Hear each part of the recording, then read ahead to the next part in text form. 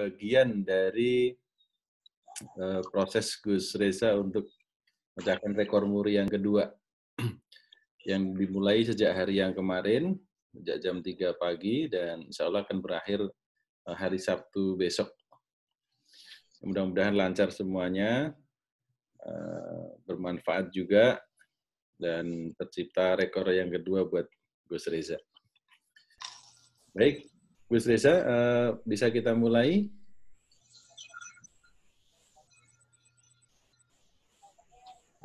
Gus Reza sedang mempersiapkan. Ya, lagi setting Facebook sebentar. Oh, Facebook. Teman-teman ada yang mau gabung di Facebook Live sebentar. Oh ya. Setengah menit. Boleh. Saya share ke YouTube, boleh nggak? Boleh. Boleh ya. Oke.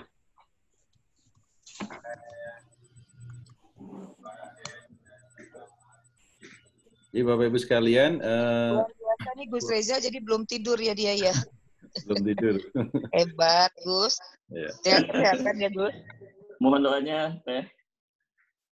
Jaga kesehatan sampai Minggu, Gus. Hari Minggu. Minggu saya persiapan ngunduh mantu, Teh. Oh, gimana? Anak kedua mau nikah, tapi ya jalurnya PSBB, jadi nanti saya kasih Instagram bisa lihat live. Oh, nikahnya kapan, Gus? Ya itu nanti pas hari Minggu, hari Ahad. Oh, iya. Sekalian akad, melamar akad jadi satu paket.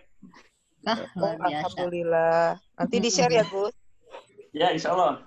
Nanti live Instagram sama YouTube ya, Gus? Tapi nggak pakai rekor. Ini sampai jam berapa nanti ini yang rekor? Sekali. Terus sampai malam, Bu. Sampai jam 10 malam. Oh, masih? Dari kemarin? Bukan dari kemarin? Iya, dari kemarin. Kemarin jam 3 pagi, terus sampai jam 10 malam. Ini hari ini jam 6 sampai jam 10 malam. Besok setengah hari. Jadi berapa jam itu? 24 jam. 24 jam? Hebat, Gus Reza. Jadi bermacam-macam ininya, pesertanya dari mana-mana. Oke. Sepertinya sudah bergabung. Oke, kita mulai, Mas Levi. Ya. Baik, bismillahirrahmanirrahim. Kita mulai untuk majelis taklim pagi ini. Dengan tema pagi ini menyalip di tikungan ya, Gus ya? Betul. Ya. Nah, tepatnya seperti apa? Mari kita ikuti urusan Gus. Nanti silahkan semuanya nanti kita mute. Mama Gus Reza menyampaikan tausiahnya. Nah, nanti setelah itu baru kita nanti kalau ada pertanyaan baru kita unmute masing-masing mic-nya. Oke. Baik, silakan Gus. Yang memang bisa tampil video silakan. Video biar bisa silaturahim. Tatap wajah walaupun tidak bisa bersalaman. Insya Allah.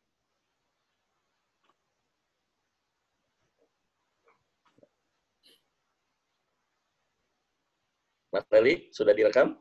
Sudah? Oke, bismillahirrahmanirrahim. Assalamualaikum warahmatullahi wabarakatuh. Alhamdulillah.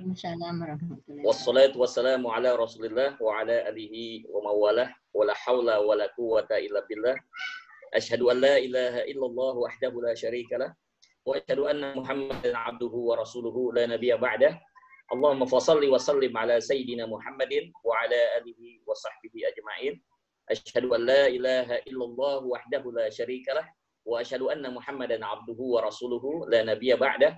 Allahumma fashalli wa sallim ala sayyidina Muhammadin wa ala alihi wa sahbihi ajma'in.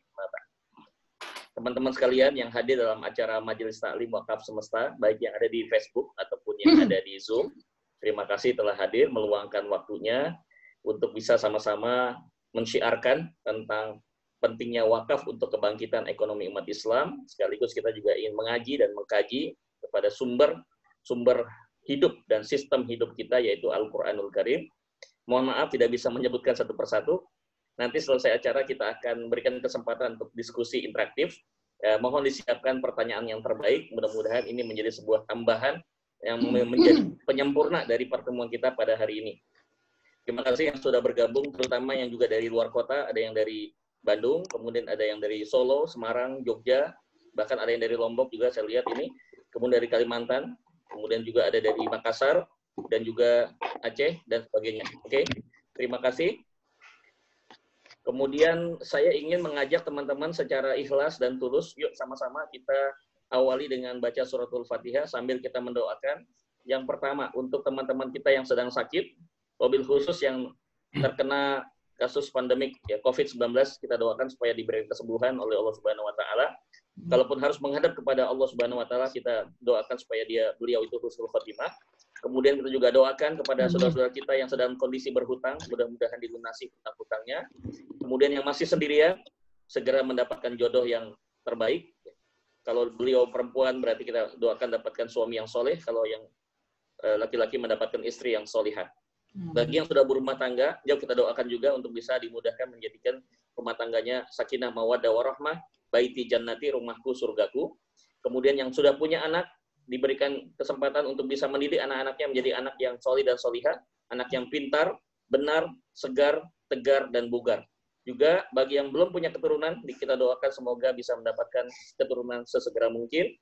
Bagi yang sedang berkarir, mudah-mudahan dipercepat, ya, diakselerasikan karirnya sampai kepada tingkat yang terbaik. Kemudian bagi yang berbisnis, mudah-mudahan bisnisnya barokah. Al-Fatihah. A'udzubillahi minasyaitonir rajim. Alhamdulillahirabbil alamin arrahmanir rahim maliki yaumiddin iyyaka na'budu wa iyyaka nasta'in ihdinas siratal mustaqim siratal ladzina an'amta 'alaihim ghairil maghdubi 'alaihim waladdallin amin. Untuk yang kedua kalinya izin mohon kerendahan hati dan kebesaran jiwa teman-teman, kita baca yang kedua Al-Fatihah untuk guru-guru kita, ya, para ulama-ulama yang memperjuangkan dakwah sampai kepada kita, ya. Kemudian juga para guru-guru yang pernah mengajarkan kita dari mulai sejak SD sampai dengan kuliah, ya. Semoga beliau diberikan satu kesehatan. Wabil khusus lagi kita doakan secara umum umat Islam di Indonesia dan juga umat Islam di seluruh dunia diberikan kemudahan, kelapangan hati untuk bisa terbuka kesadarannya untuk mulai berwakaf. Untuk mulai berwakaf, dia mau menyisihkan sebagian hartanya sebelum meninggal dunia untuk berwakaf dan insya Allah menjadi pahala yang mengalir yang tidak pernah putus sampai nanti hari kiamat. Al-Fatihah. Bismillahirrahmanirrahim. Alhamdulillahirabbil alamin. Iyyaka na'budu wa iyyaka nasta'in ihdinas siratal mustaqim siratal ladzina an'amta 'alaihim ghairil maghdubi 'alaihim waladdallin. Baik, alhamdulillah. Kita akan mulai. Mohon kesabaran buat teman-teman yang sudah bergabung lebih awal dari majelis ini sudah sampai ke bagian yang kelima. Mudah-mudahan bisa istiqomah sampai dengan pertemuan yang terakhir. Ya. Kita rutin setiap pekan, setiap hari Jumat jam 6.30 sampai dengan menjelang jam 8. Ya. Nah, lihat situasi dan kondisi setiap pekan. Jadi bagi yang sudah hadir boleh mengajak teman-teman yang lain, men-syiarkan, men-share baik isi maupun waktunya disampaikan. Mudah-mudahan beliau bisa bergabung di pertemuan yang akan datang.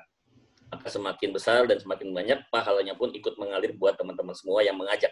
Barang siapa yang mengajarkan kebaikan dan orang yang diajak itu mau berubah, maka kita pun mendapatkan pahala seperti yang Allah berikan kepada orang yang mendapatkan hidayah.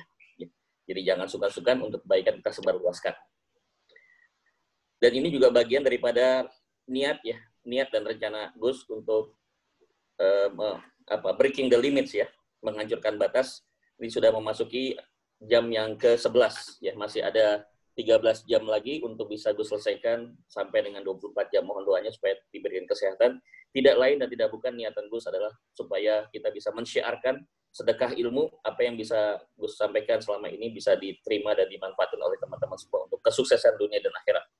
Oke, izin saya ingin menampilkan slide pada teman-teman yang baru pertama kali bergabung. Saya akan reminding kembali, refreshing, apa kajian yang ada di dalam Majelis Taklim Wakaf ini.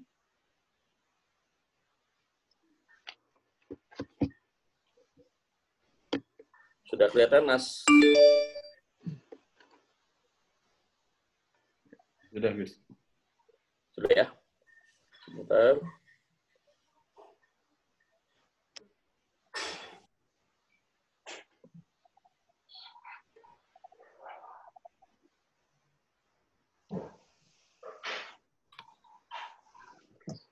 Oke. Insya Allah juga hasil rekaman Majelis Taklim Wakaf semesta ini pun bisa diakses nanti lewat YouTube channel The Mentor Gus Reza. Ya, silakan like, share, dan subscribe dulu. Kemudian nanti bisa mengakses. Banyak sekali sudah ada sekitar 60 video yang sudah kita upload di YouTube channel itu. Ya. bisa dimanfaatkan. Bagi yang tidak sempat mengikuti, tentu saja lebih bagus kalau kita bisa berinteraksi setiap pekannya. Ya, itu lebih besar siarnya, insya Allah. Baik, jadi Majelis Taklim Wakaf Semesta ini ada 3 kurikulum besar. Ini kita baru masuk kurikulum besar yang pertama, yaitu Islam is my home.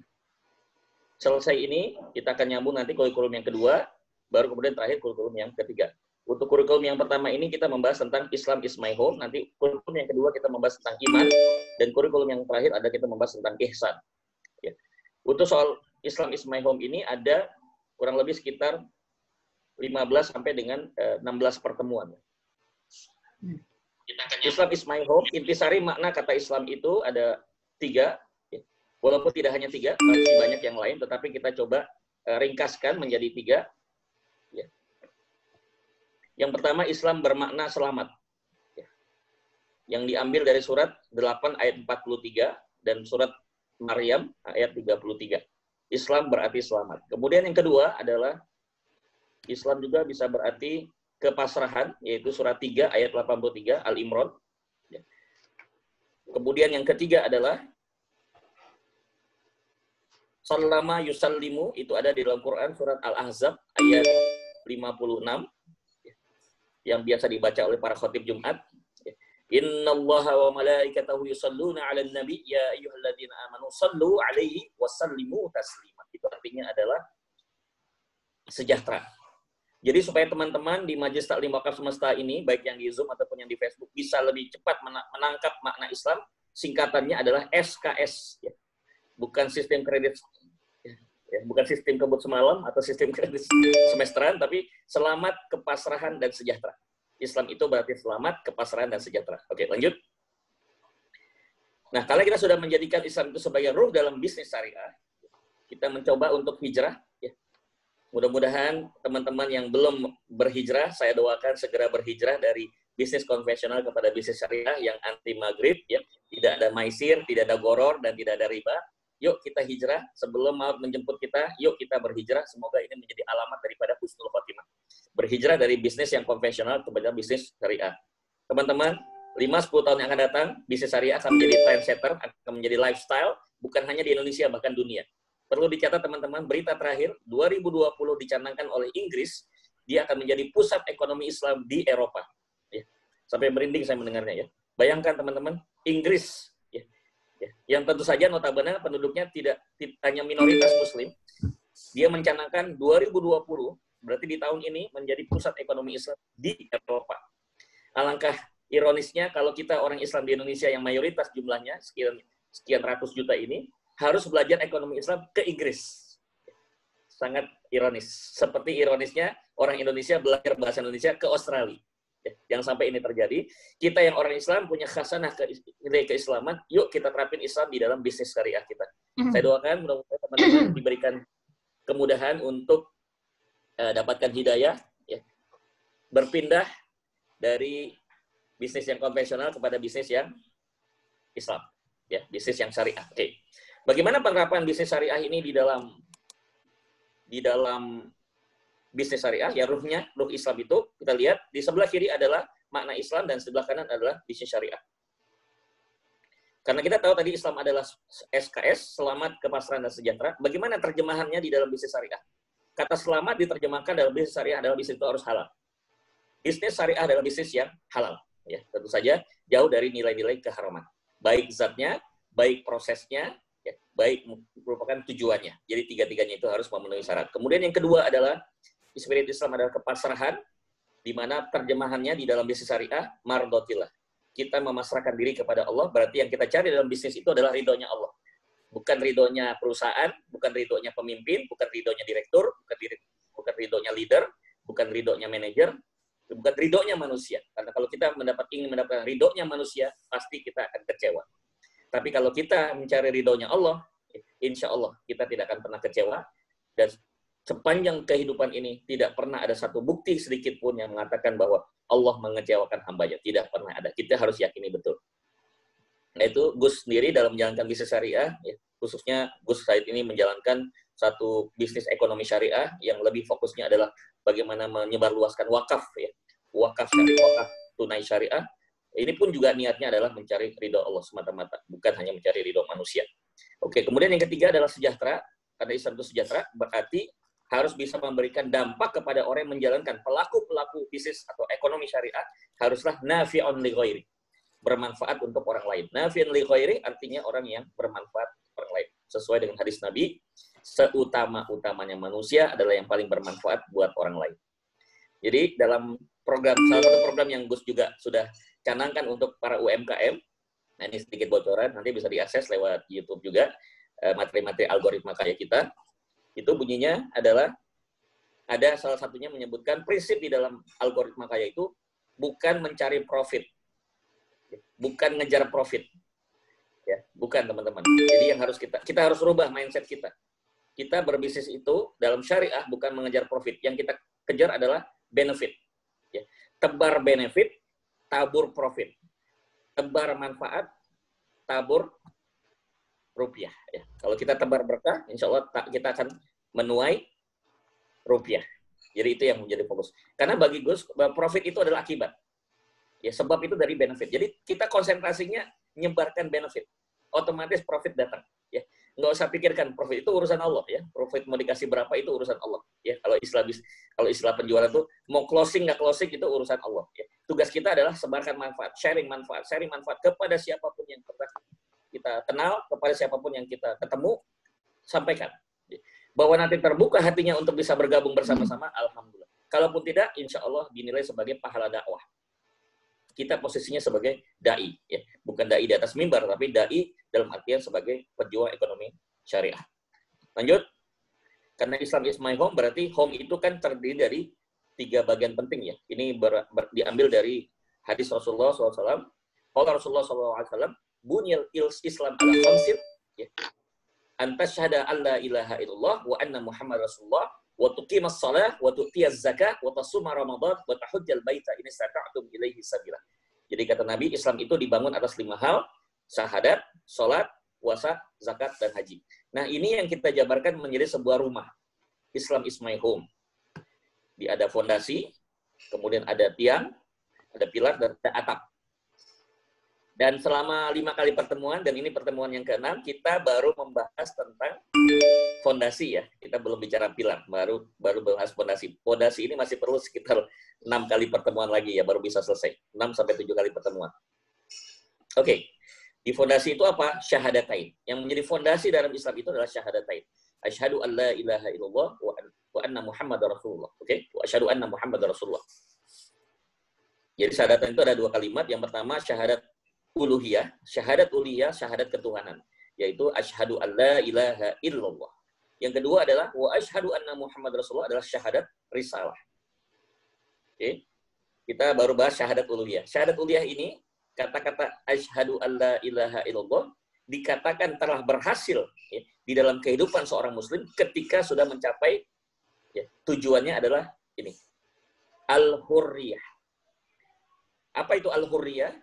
Kemerdekaan. Ya, bukan sekedar kebebasan, tapi kemerdekaan. Ya. Jadi harusnya syahadat itu mengantarkan seorang muslim menjadi pribadi-pribadi yang merdeka. Berarti dia terbebas dari segala macam penjajahan. Ya. Syekh Abdul Ala Al-Madudi dalam kitabnya Al-Hadarah Al-Gharbiyah, beliau dari Pakistan, seorang ulama besar yang tokoh yang sangat terkenal di dunia. Beliau mengarang satu buku yang Gus pernah baca, Al-Hadarah Al-Gharbiyah, peradaban Barat. Beliau menyebutkan di situ, dikatakan orang merdeka, orang Islam dikatakan merdeka ketika sudah lepas dari 2 penjajahan.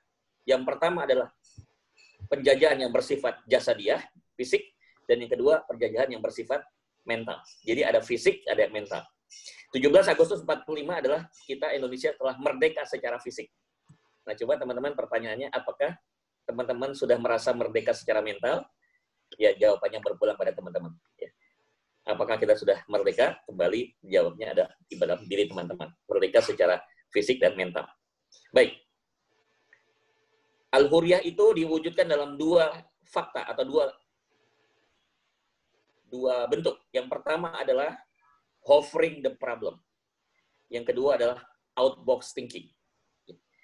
Mental yang merdeka itu biasanya pribadi-pribadi yang selalu hovering the problem. Istilah hovering ini ada dalam helikopter. Helikopter itu take off-nya tidak sama seperti pesawat pada umumnya. Dia take off-nya bukan parabola, tapi dia take off-nya adalah vertikal, dia ke atas. Nah, itu disebut hovering. Dalam bahasa Arab, kata hovering itu artinya mi'raj. Mi'raj itu naik ke atas. Jadi orang yang sudah syahadat, dia merdeka. Kenapa dia merdeka? Karena dia melihat masalah bukan dari bawah, bukan dari samping, bukan dari depan atau belakang, tetapi dia melihat masalah dari atas. Karena melihat masalah dari atas selalu tampak masalah itu jadi kecil. Sebesar apapun masalah, kalau melihat dari atas akan lebih kecil. Oke? Kemudian yang kedua, outpost thinking. Kita belum bahas, nanti dalam pertemuan yang ke-9 atau ke-10 baru kita bahas masalah itu. Lanjut. Ini saya lewatkan saja. Ya, hovering the problem. Mi'rajul qadaya. Hovering the problem, mi'rajul qadaya. Bahasa Arabnya. Mi'rajul qadaya artinya kita mi'raj terhadap masalah. Kalau Nabi mi'rajnya ke Sidratul Muntaha, kita mi'raj terhadap masalah. Apa itu mi'raj terhadap masalah? Yaitu tindakan mengangkat diri ke atas secara mental, sehingga masalah seolah-olah bertambah kecil, karena posisi kita bertambah tinggi. Dalam posisi inilah kita lebih mudah menemukan banyak pilihan solusi, dan secara psikologis kita akan bertambah aman. Kata aman dalam bahasa Inggris disebut secure. Nah, tolong diingat teman-teman, ini kata kuncinya untuk hovering the problem adalah secure. Sengaja Gus buat penjabatan materinya secara mudah, sehingga teman-teman bisa lebih paham, sehingga bisa disebarluaskan kepada banyak orang. Ya, silakan. Insya Allah itu menjadi pahala kita bersama. Kita baru masuk pertemuan yang kelima, berarti ke-6, kita sudah membahas S kemarin. Ya. E sudah, C sudah, U sudah. Hari ini kita bahas R, dan insya Allah pekan depan bahas R, E ya. Jadi 6 sudah selesai. Secure. Apa itu S? Ini yang tadi saya bilang hovering ya, sebagai ilustrasi saja hovering. Helikopter itu geraknya naik ke atas ya, hovering. Nah, karena kita hovering seperti helikopter, jadi contohlah ilustrasinya seperti burung elang. Jangan kita jadi burung camar. Burung camar itu terbangnya rendah ya, teman-teman. Burung camar terbangnya rendah. Dan dia itu kalau mendapatkan santapan, rebutan. Tapi beda dengan burung elang. Burung elang itu terbangnya di atas, tinggi dia, tinggi di atas. Ya. Dia bisa melihat target dia dengan lebih luas dibandingkan burung camar. Ketika dia sudah mendapatkan target yang paling potensial, maka dia bergerak dengan cepat dan dia mendapatkan targetnya dengan efektif. Ya. Kenapa dia bisa begitu? Karena dia terbang di atas, dia naik di atas, dia naik ke atas, dia bukan di bawah. Terbangnya tinggi. Oke, lanjut. Secure S-nya adalah staging up. Ini kita bahas sudah, yang artinya lepaskan diri dari kemelekatan, lepaskan diri dari kemelekatan duniawi, ya. Harta, tahta, wanita, berita, dan cinta. Ya, lepaskan dari segala macam kemelekatan. Kalau kita melekat dengan masalah, maka kita akan tidak pernah keluar dari masalah. Justru kita akan menambah masalah yang sudah ada. Tugas kita melepaskan dari kemelekatan, ibarat lemnya. Jadi jangan terlalu lengket. Ya, akibat punya lem lengket dengan masalah. Ya, ini susah untuk menyelesaikan masalah. Jadi kita harus melepaskan diri dari lem tersebut. Gimana caranya? Yaitu dengan cara langsung ke atas, mendekat kepada Allah. Kalau kita mendekat pada Allah, tarikan Allah lebih kuat dibandingkan lengketnya kita terhadap masalah. Sehingga insya Allah masalah itu menjadi lebih mudah diselesaikan.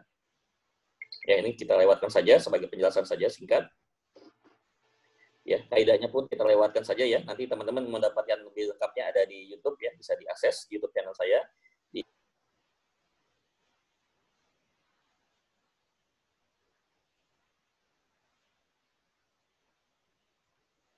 Teman-teman hadapi, tapi seberapa tinggi posisi Anda terhadap masalah. Seberapa dekat posisi Anda terhadap Allah. Makin jauh dari Allah, makin besar masalah. Makin dekat kepada Allah, makin kecil masalah. Makin tinggi kita ke atas, makin kecil masalah. Makin bawah jauh, makin rendah posisi kita, maka semakin besar masalah. Itu intinya. Oke. Berikutnya adalah E. E adalah elimination. Intinya saya singkat saja, elimination adalah memisahkan masalah dengan perasaan. Pindahkan antara emosi dengan masalah. Jangan campurkan emosi dengan masalah. Jangan masukkan unsur masalah di dalam unsur emosi di dalam masalah. Itu yang disebut sekarang anak-anak muda dengan istilah baper, ya, bawa perasaan. Kita boleh punya perasaan. Ya, kita juga manusia boleh punya masalah. Tapi jangan kita campurkan masalah dengan emosi. Itu sebabnya nanti misalkan ketika seorang muslim dapat musibah, misalnya meninggal orang yang kita cintai, entah itu pasangan hidup, entah itu anak, entah itu orang tua, boleh sedih hanya maksimum 3 hari. Tidak boleh lebih dari 3 hari. Apa artinya? Allah sudah memberikan satu isyarat melalui Nabi Muhammad SAW jangan kita itu berlarut-larut dengan masalah. Lepaskan, jangan bawa perasaan terhadap masalah.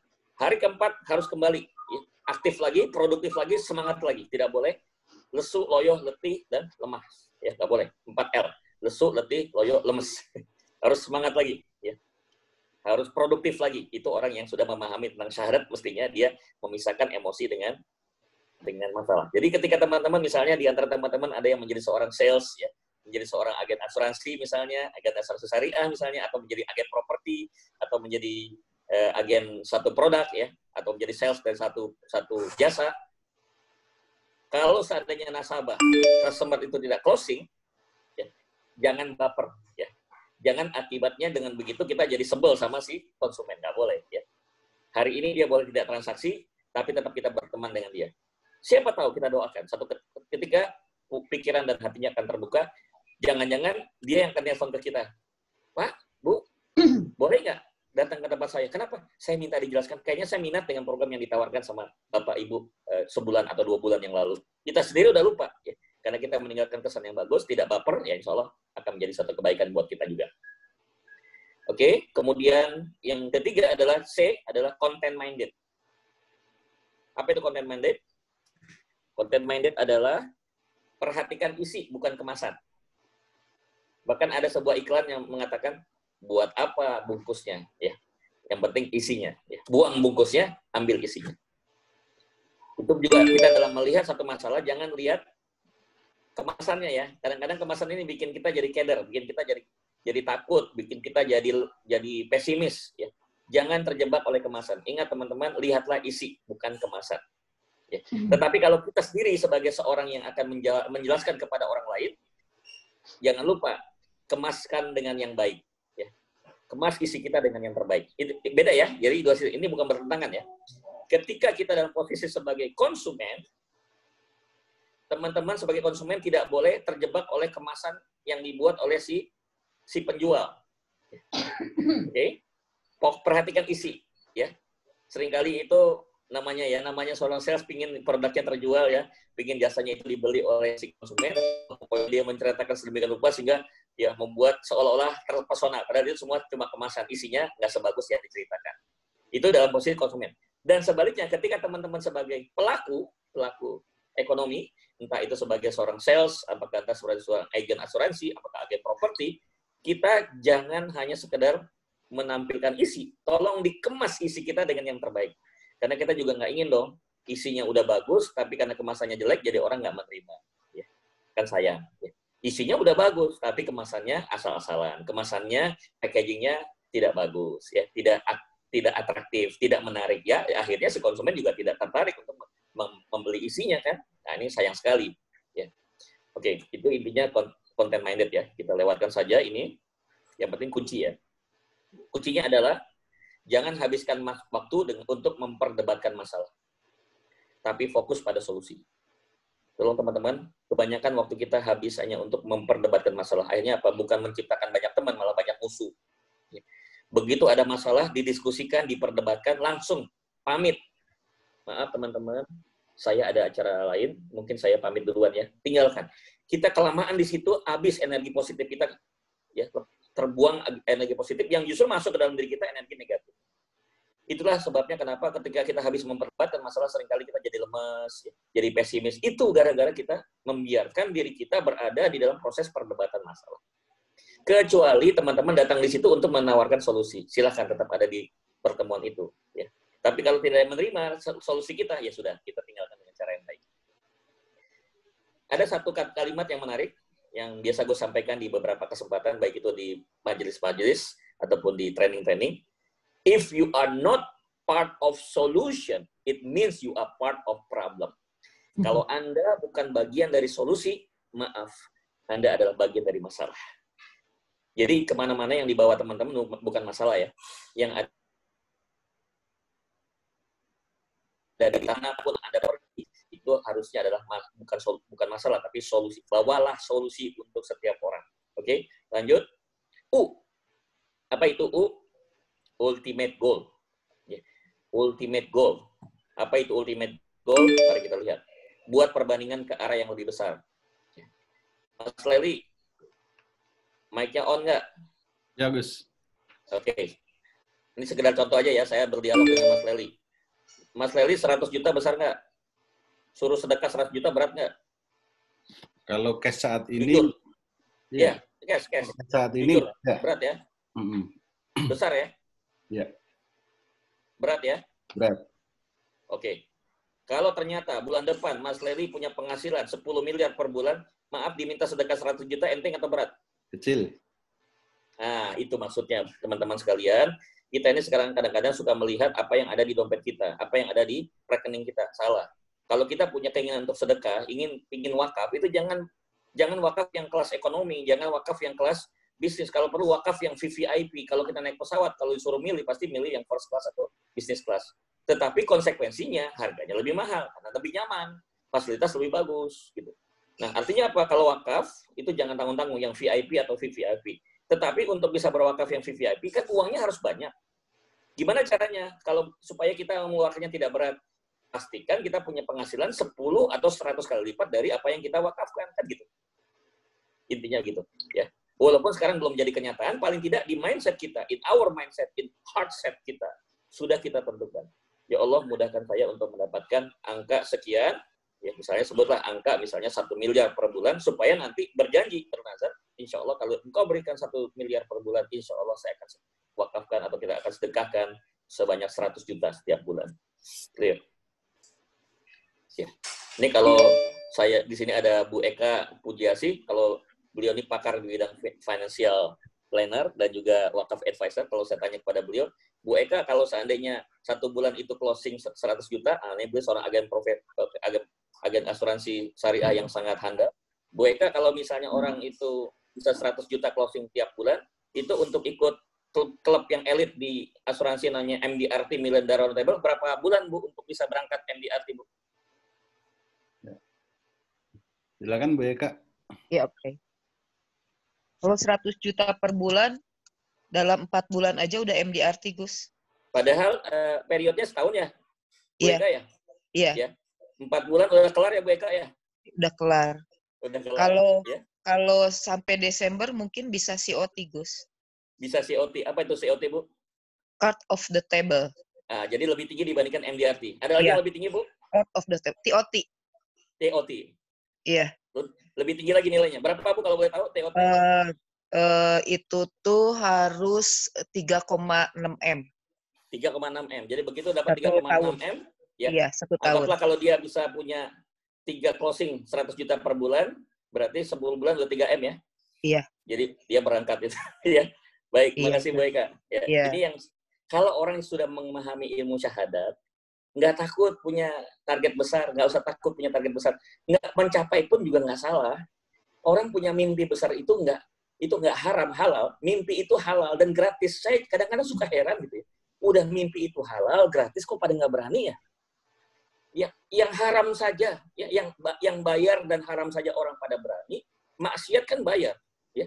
Udah gitu haram maksiat itu.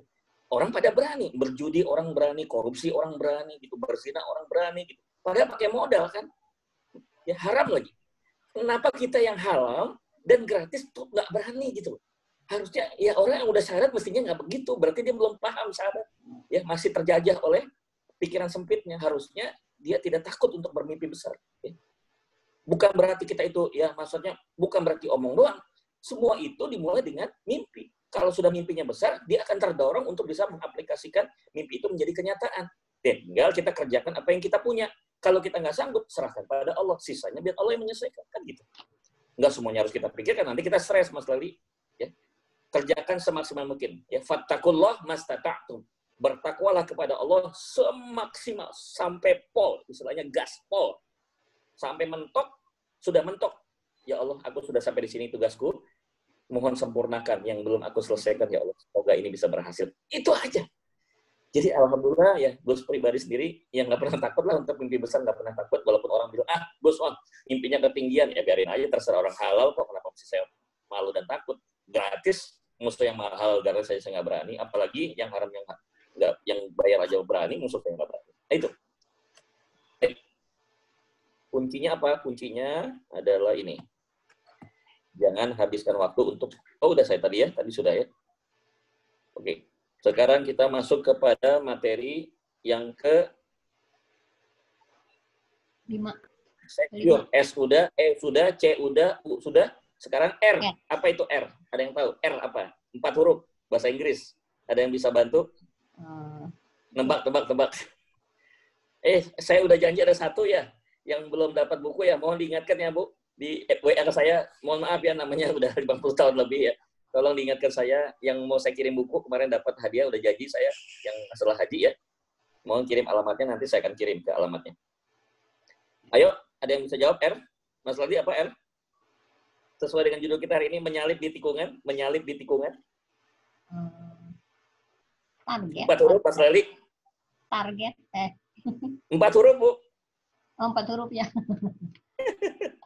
Bahasa Inggris. Bahasa Inggris. Bu Mimin. Main. Main. Gold. Bukan. Jadi, untuk yang ke secure ya, untuk yang ke secure kelima ya. Yang kelima, makna daripada covering the problem ya, supaya kita menjadi pribadi yang aman, secure, maka prakteknya yang kelima adalah R, raise. Oke, saya tulis ya, saya tulis sebentar. Takutnya nanti salah tulis ya. Saya masukin di ini dulu sebentar. Maaf. Capean. Ini res, begini res. Tulisnya res, begini. Kelihatan nggak, Bu? Nggak. Race. Balapan. Ya, race. Balapan. Kan makanya kan menyalip di tikungan. Oh, iya, makanya kita bilang judulnya menyalip di tikungan. Ya kan? Nah, nih race. Apa race? Balapan. Apa hubungannya, Gus, kok syahadat balapan? Kok la ilaha illallah dengan balapan? Begini, ini kan kita bicara soal masalah. Kalau mau menang terhadap masalah, coba secara logika. Supaya ibu-ibu dan bapak bisa menang terhadap masalah. Caranya gimana? Kalau kompetisi. Target berarti kitanya ada di depan masalah apa di belakang masalah? Belakang. Supaya kita menang. Depan. Oh, di depan. Jadi hidup ini mah kudu balapan. Orang Sunda bilang mah kudu balapan. Orang hidup itu kayak balapan. Jadi kita sama masalah itu balapan. Kalau teman-teman tidak bisa membalap masalah, maka teman-teman ada dalam masalah. Ya. Tapi kalau teman-teman itu bisa mendahului masalah, ya, di depan, selalu di depan, masalahnya itu di belakang, insya Allah selesai semua masalah. Ya. Jadi intinya adalah hidup itu harus balapan. Dan kita lihat di Al-Quran itu banyak sekali ayat-ayat yang menekankan tentang soal ini. Saya ambil satu aja ya. Satu aja saya ambil. Dua lah kita ambil ya. Dua. Semangat balapan. Nomor 1. Fastabiqul khairat. Apa artinya? Berlomba-lomba dalam kebaikan.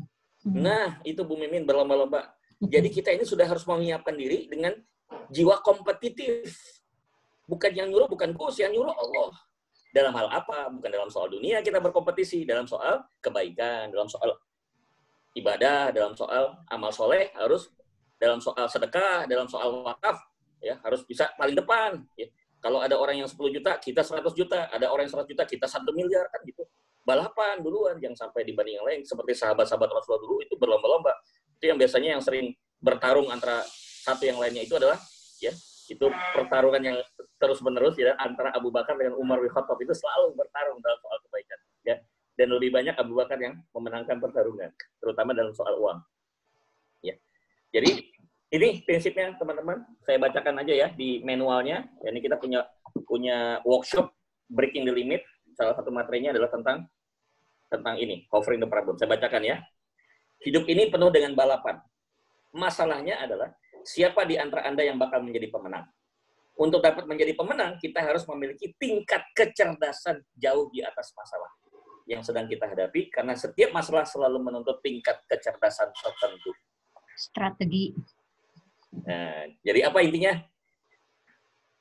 Masalah itu akan menguras, ya, akan menuntut ke sebuah kecerdasan. Betul ya? Akan menuntut, setiap masalah ada menuntut tingkat kecerdasan tertentu. Berarti kalau supaya kita bisa menyelesaikan masalah, rumusnya sederhana. Kita kudu lebih cerdas dibandingkan masalah. Jadi kalau teman-teman, ibu-ibu dan bapak cerdasnya masih di bawah masalah, mohon maaf, berarti Anda masalah buat saya. Jadi kita kudu balapan. Gimana cara balapannya? Belajar, belajar, belajar. Jadi saya bersyukur memberikan penghargaan yang besar kepada teman-teman yang mau hadir di majelis ini. Berarti menunjukkan Anda sudah siap menjadi seorang yang jiwa kompetitif dalam bentuk apa? Gimana ada majelis ilmu, datang. Duduk paling depan. Ya. Kayak tadi siapa Mas Lali yang paling awal datang di majelis kita? Bu Nenden. Wah, Bu Nenden, Teh Nenden luar biasa. Teh Nenden udah paling depan.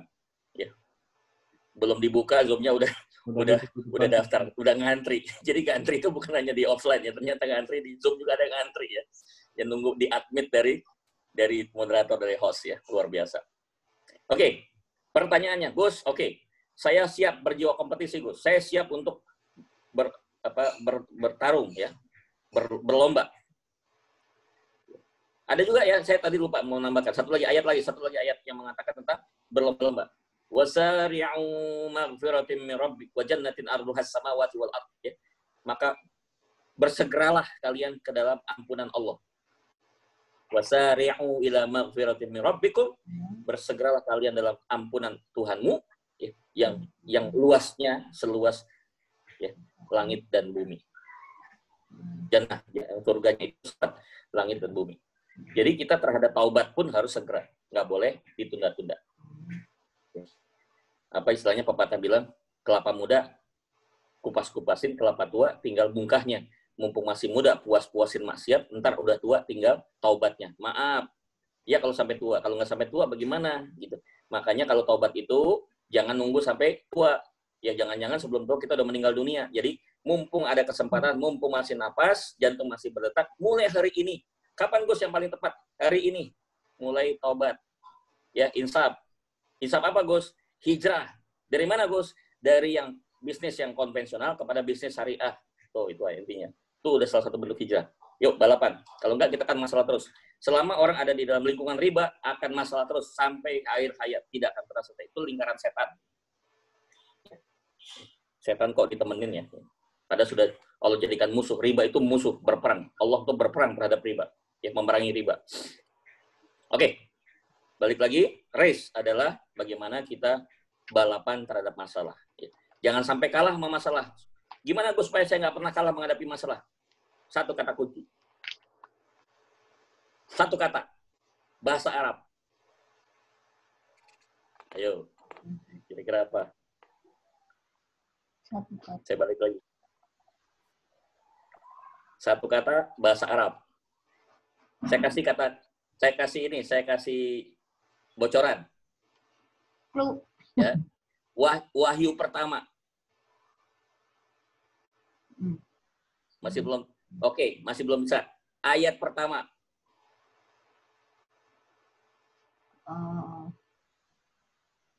Masih belum bisa juga. Kata pertama.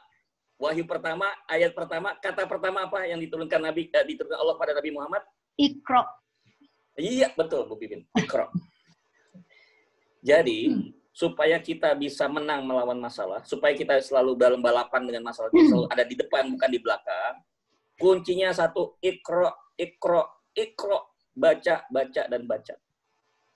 Cuma, mohon maaf, Gus harus bilang innalillahi wa inna ilaihi raji'un, karena menurut data yang dikeluarkan oleh UNESCO, United Nations Education and Social Culture Organization, yaitu Dinas Pendidikan dan Kebudayaan APBB, mereka mengeluarkan data tahun 2012, ya insya Allah masih relevan, bahwa tingkat kemajuan peradaban sebuah bangsa salah satunya diukur dari RI. Apa itu RI? Reading Index. Jadi kalau indeks baca sebuah negara itu tinggi, maka bisa dianggap tingkat peradaban manusianya juga masyarakatnya tinggi. Sekedar bocoran, ya, untuk Amerika itu kurang lebih sekitar 52, ya. Untuk Jepang sekitar 38. Malaysia saja itu kurang lebih sekitar 15%. Ada yang nanya, Gus, Indonesia berapa Gus? Aduh, sampai saya nggak enak juga menyebutinnya ya. Indonesia reading indeksnya tahun 2012 0,009. Wow. 0,009 artinya 9 judul per sejuta penduduk per tahun. 9 judul per juta penduduk per tahun. Kebayang nggak tuh? 9 judul per juta penduduk per tahun. Padahal Jeff Bezos, pemilik perusahaan Amazon.com yang dinobatkan sebagai orang terkaya di dunia dengan kekayaan kurang lebih sekitar 8.000 triliun, yang hampir melebihi daripada APBN kita, APBN Indonesia, dengan satu orang Jeff Bezos, itu dia punya yang namanya toko buku online. Tahu berapa yang diterbitkan setiap harinya, yang dimunculkan di online-nya dia setiap hari muncul berapa buku? 120,000 books every day. There are 120,000 books. Ada 120.000 judul buku baru yang terbit di seluruh dunia. Sekarang saya mau tanya, pakai kode aja ya. Tunjuk tangan ya. Saya akan tanya, tolong dikasih respon.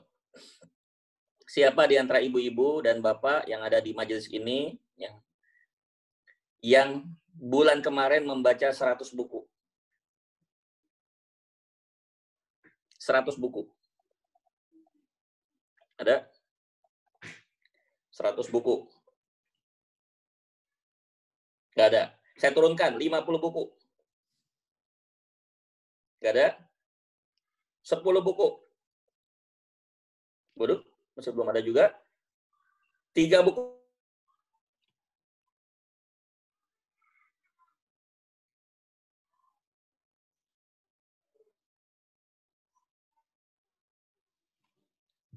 Suaranya Gus, putus.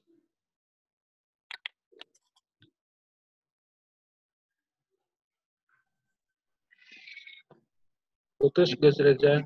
Sinyal kayak. 3 buku aja belum tamat. 1 buku aja belum tamat. Kalau aneh judulnya aja paling. Dikit-dikit. Kalau daftar isinya aja. Iya, judul sama daftar isi. Jadi malu.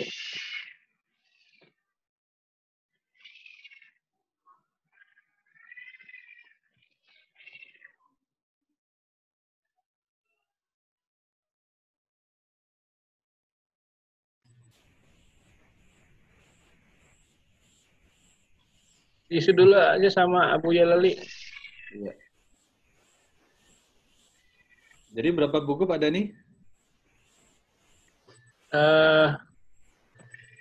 Ya satu aja nggak tamat-tamat, kadang ya tidak ditarget tadi yang salahnya. Harusnya ya target 1 bulan 5 buku kah, meskipun ya kita dengan skip, yang penting ya baca isinya apa. Nah, kemampuan membaca kita juga ada yang dulu hitungan. Ada masuk lagi. Oke, maaf. Koneksi ya, mohon maaf. Ya. Jadi kalau kenapa kita tuh selalu kalah dengan masalah? Maaf, karena kita selalu kalah balapan itu karena kita ada di belakang terus. Kenapa kita di belakang? Karena nggak punya tradisi baca. Jadi tolong teman-teman mulai sekarang diamalkan sebelum pertemuan minggu depan. Ya, paling tidak ya, jadi target sederhana lah, target minimal. Minimal 1 minggu 1 buku. Jadi 1 bulan 4 buku. Buku baru ya. Jadi minggu depan saya mau tanya ya. Jangan gara-gara nanti mau ditanya jangan nggak datang ya, tenang aja ya. Saya mau tanya berapa buku yang sudah dihabiskan minggu kemarin. Nah, nanti saya akan tanya minggu depan ya. Jadi supaya kita amalkan, ngaji itu bukan sekedar untuk dicatat dan didengarkan, tapi diamalkan. Ya. Percaya teman-teman, kalau 1 buku seminggu, sebulan 4 buku, setahun berarti kurang lebih 48 buku, jadi 50 buku. Insya Allah tahun depan 2021 kelihatan teman-teman akan tampak lebih cerdas. Ya. Tampak lebih cerdas, tampak lebih jenius, tampak lebih kreatif, ya, lebih produktif gagasannya. Kenapa? Isinya ada.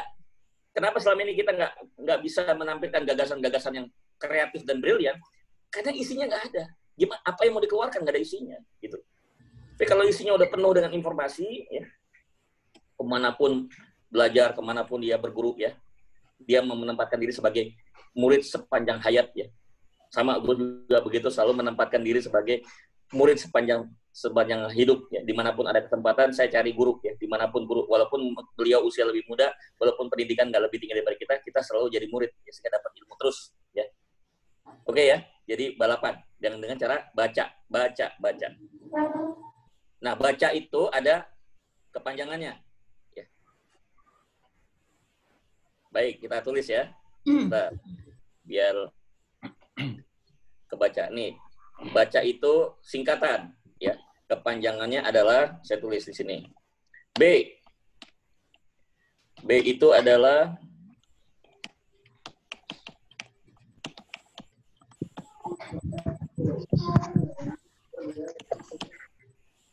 kebaca, Mas Aldi? Baca, Gus. Apa bacanya? Berpikir jauh ke depan. Oke, itu B-nya. Kan baca ya. Ini saya kecilkan dulu biar kelihatan semua. Oke. Oke. Kedua, A. Apa itu A?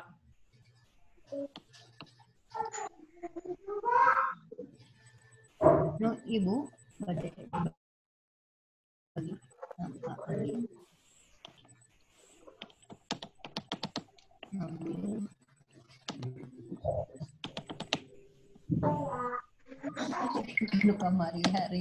Yang kedua apa?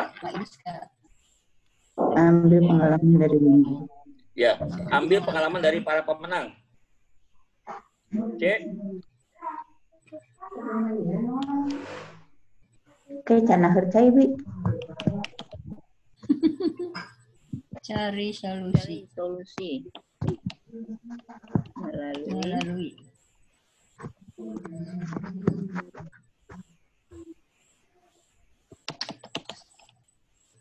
Cari solusi melalui munajat. A. Iya.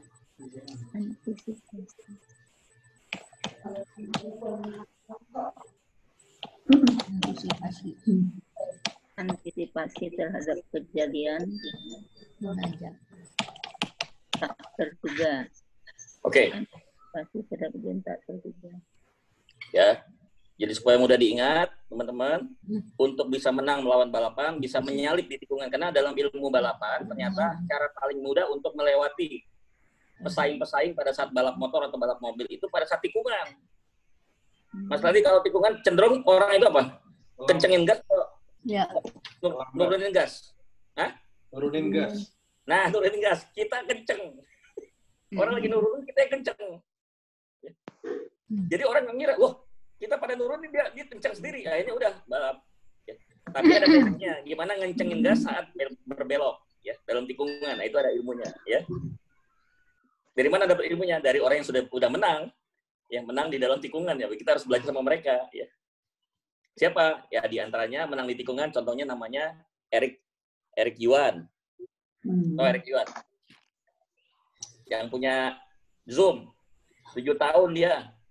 7 tahun dia memperbaiki kualitas aplikasi Zoom. Dari 2013 dia udah merancang Zoom. Boomingnya 2020. Pas ada pandemik, booming dia. Berapa keuntungan yang diperoleh dia dalam waktu 3 bulan? 66,6 triliun. Dalam 3 bulan. Dahsyat. Ya. Luar biasa. Hebring euy, kan orang sudah bilang hebring euy, gitu kan. 66 triliun. 3 bulan, Bu.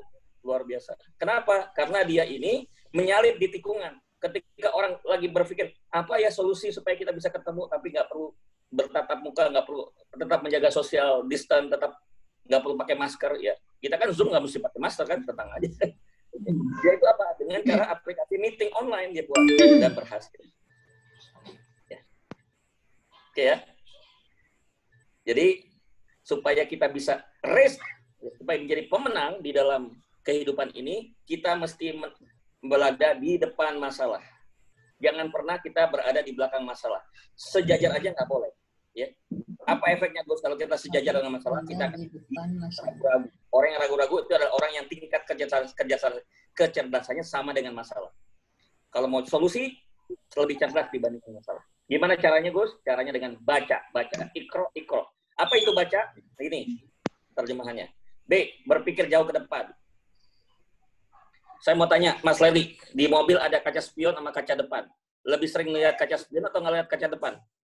Depan, Gus. Ya. Kalau keseringan melihat kaca spion, apa yang terjadi, Mas Leli? Satu pusing, dua berbahaya. Ya, nabrak tiang listrik, Mas Leli. Dikit-dikit lihat ke belakang, lihat ke belakang, dikit-dikit lihat ke belakang. Akhirnya apa? Nggak maju-maju, gitu. Maaf teman-teman, ini perumpamaan ya. Forget the past mistake, see the brighter future. Lupakan masa lalu yang pahit. Kita semua punya masa lalu, kita punya pengalaman yang pahit di masa lalu. Masa lalu tidak harus 10 tahun yang lalu, bisa aja kemarin. Aduh Gus, kemarin kenapa ya saya udah cerita panjang lebar kali tinggi, udah hampir 2 jam saya terangin presentasi kepada dia, nggak closing Gus, ya Allah. Kurang apa lagi Gus? Bu, nggak usah disesalin Bu, yang udah lewat ya. Ya jangan terlalu terlihat kayak spion, nanti akhirnya kebentur tiang loh, ya. Lanjut nanti kita punya jidat. Lihat ke depan. Ya, yang di belakang udah yang lewat. Masih ada peluang banyak di depan. Kenapa sih kita mesti mikirin yang ke belakang terus? Kalau orang mikirnya ke belakang terus, nggak maju-maju, jalan di tempat. Jalan di tempat. Ya, harus maju. Walaupun majunya cuma 1 langkah, yang penting mah maju. Judulnya mah maju. Mau 1 langkah, ya, mau satu jari, ya, yang penting maju. Masih lebih bagus daripada orang yang jalan di tempat, apalagi sampai istirahat di tempat. Apalagi nauzubillah balik kanan.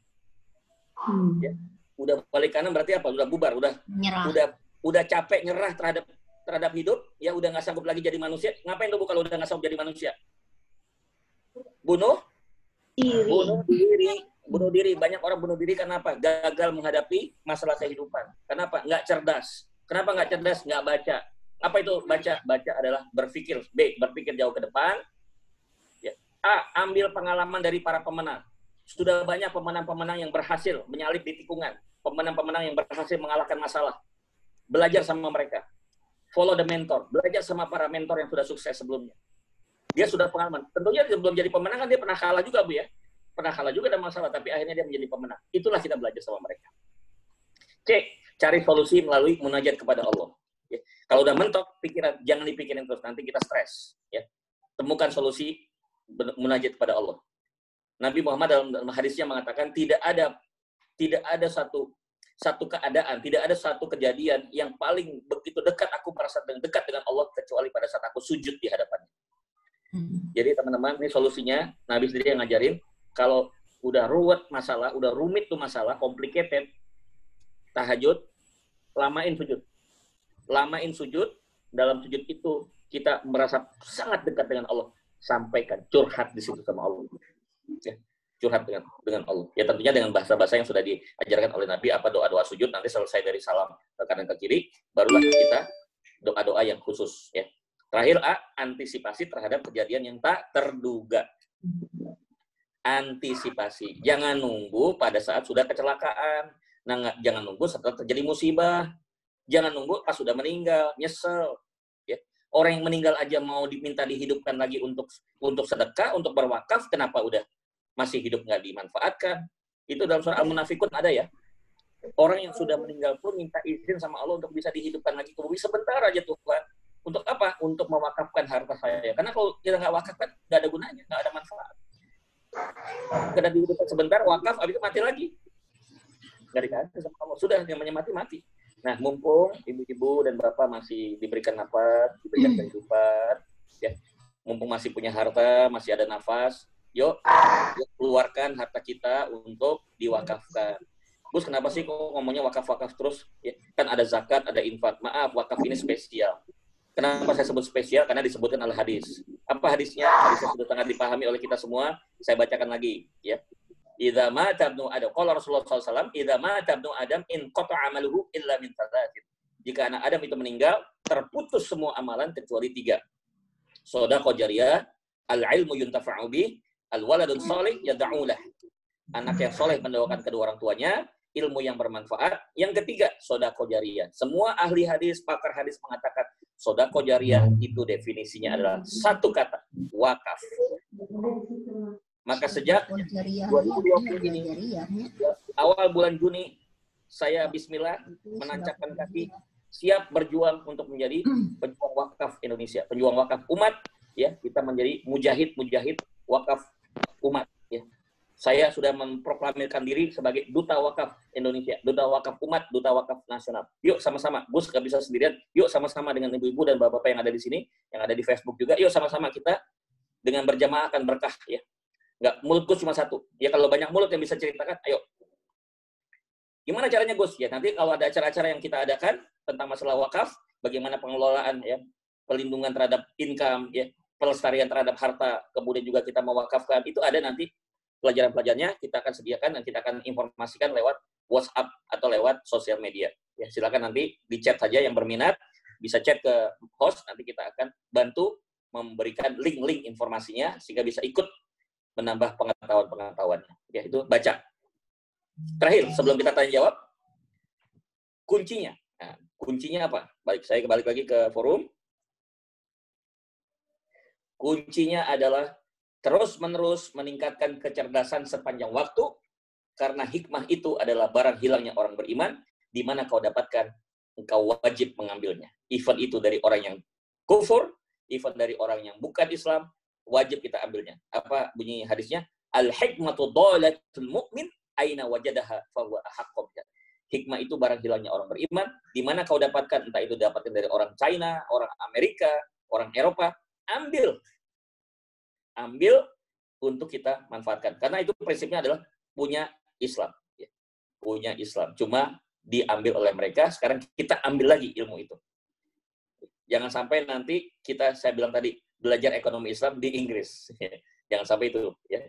Karena konsep wakaf ini pun sudah ditiru oleh Eropa. Eropa membuat satu konsep namanya endowment fund. Apa endowment fund? Nanti bisa cek di Google. Endowment fund itu adalah dana abadi. Kampus-kampus terkenal di Amerika dan di Inggris, macam Oxford University, Harvard University, kemudian Stanford University di Amerika, itu ternyata mereka punya kampus yang begitu megah dan besar. Dari mana dananya? Dana wakaf. Kalau versi mereka dana abadi. Dari mana dapatnya? Dari para alumni yang sudah keluar dari kampus itu, mereka sudah sukses, mereka sumbangkan hartanya untuk membangun sekolah. Membuat mereka maju. Nah, coba kalau kita wakaf ini diterapkan, Masya Allah. Nggak usah 200 juta. Ya, 100 juta aja setengah dari penduduk umat Islam di Indonesia itu berwakaf semua. Mohon maaf, saya menyampaikan pesan ini, mudah-mudahan kedengaran Pak Jokowi ya, kalau bisa diperhatikan wakaf itu sebagai solusi, insya Allah utang-utang negara, ya, ekonomi kita akan bangkit, insya Allah. Baik, Mas Leli, sementara itu dulu kita pembahasan. Nanti minggu depan kita bahas yang huruf terakhir, yaitu huruf E. Insya Allah kita akan menyelesaikan secure, dan kita akan nyambung pada bagian yang kedua. Ya. Outbox thinking, bagian dari menjadi orang pribadi yang merdeka. Ya, saya kembali Mas Leli, mungkin ada yang mau tanya, yang sudah masuk chat, atau mungkin yang mau naik, angkat tangan, silakan. Ya. Chat belum ada, silakan Bapak Ibu yang mau bertanya, boleh dibuka. Nanti dibuka mic-nya sama beliau.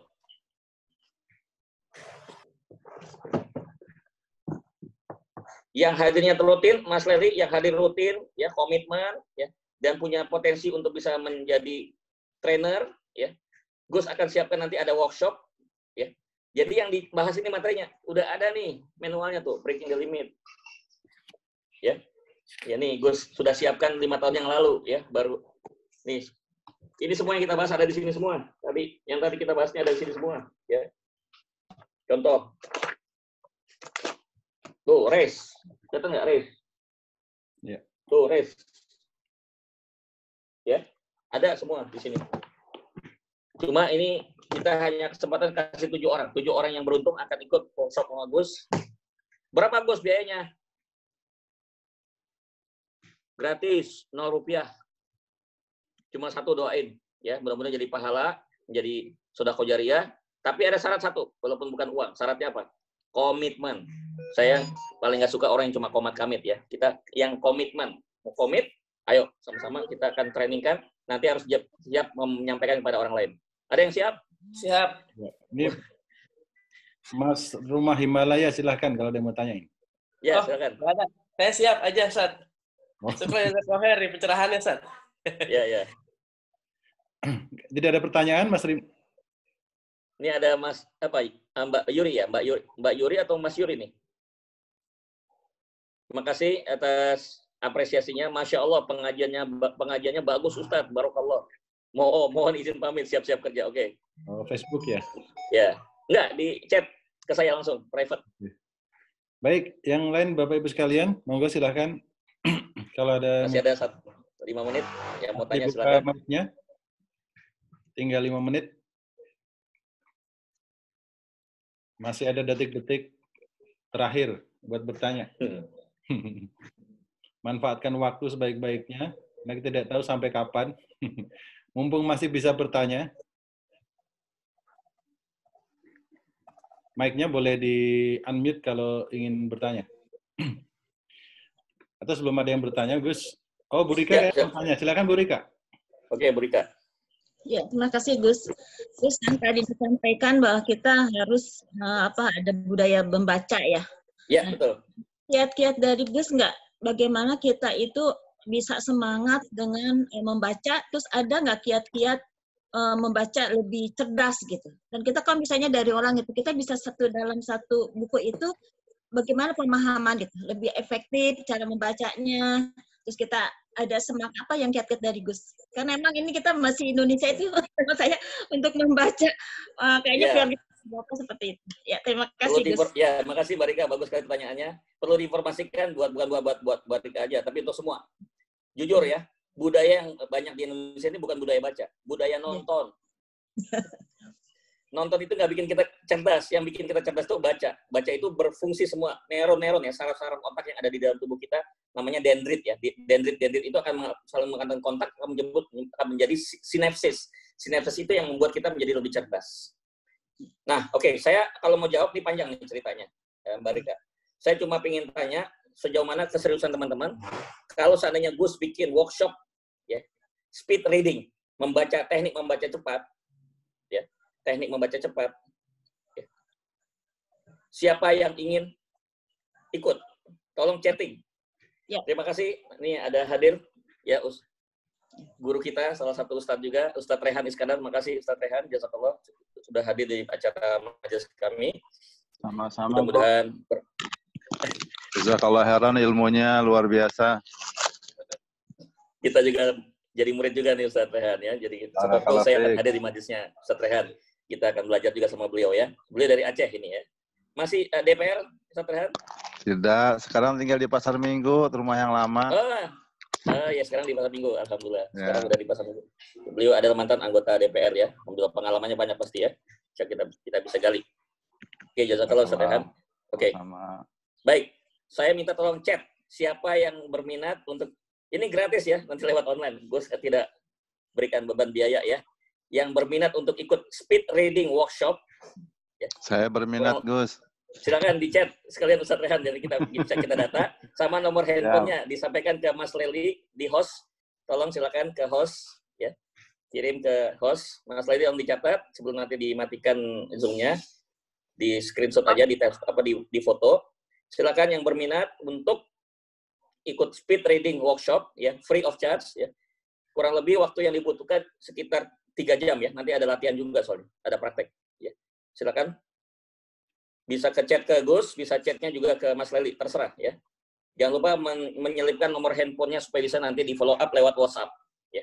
Kecuali yang memang nomornya sudah ada di Gus, tinggal japri WA ke Gus ya. Saya minat.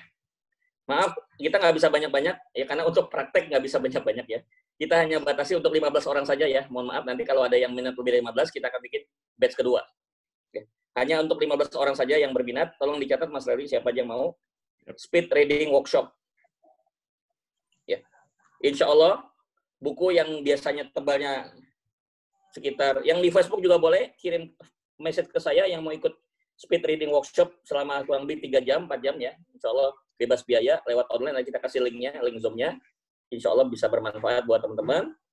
Silakan, jangan lupa nomor handphonenya untuk disisipkan supaya kita bisa follow up lewat WhatsApp. Ya. Bagi yang sudah punya nomor saya, bisa WhatsApp langsung ke saya, berminat ya. Waktunya nanti kita akan sampaikan belakangan ya, kita mesti cari schedule-nya dulu. Silakan ada. Berapa Mas Leli sudah masuk 15 kuota? Belum nih. Dihitung. Di saya sudah masuk ada, sebentar.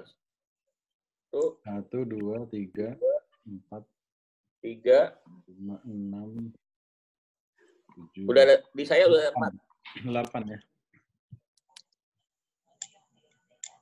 Oke, tinggal 4 lagi ya. Oke, nanti menyusul ya. Kita tutup dulu karena sudah komitmen kita jam 8, sebelum jam 8 sudah harus selesai karena ada kegiatan teman-teman yang lain ya. Baik.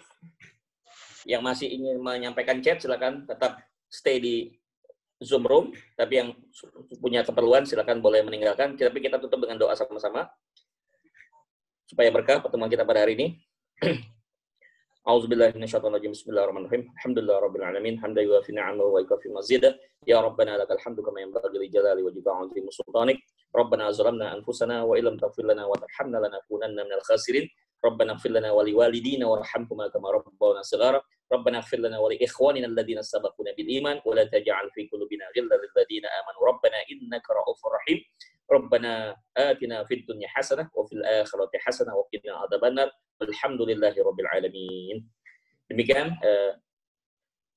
para Bapak Ibu Majelis Wakaf Semesta yang sudah berkenan hadir di majelis kita. Sampai ketemu pekan depan, Jumat jam 6:30 sampai jam 8. Dari saya cukup, sampai sekian kita akhiri saja, dan saya kembalikan kepada Mas Leli sebagai host. Assalamualaikum warahmatullahi wabarakatuh.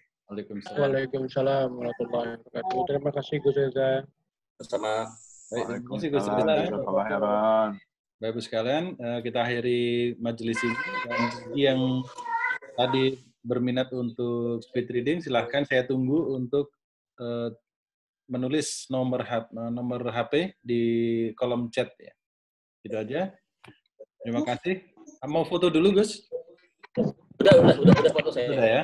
Baik. Saya foto tadi jawab dari bawah. Saya lagi ini. Ya, silakan ditulis saja di kolom chat ya. Terima kasih semuanya. Sampai jumpa lagi minggu Jumat depan. Assalamualaikum warahmatullahi wabarakatuh.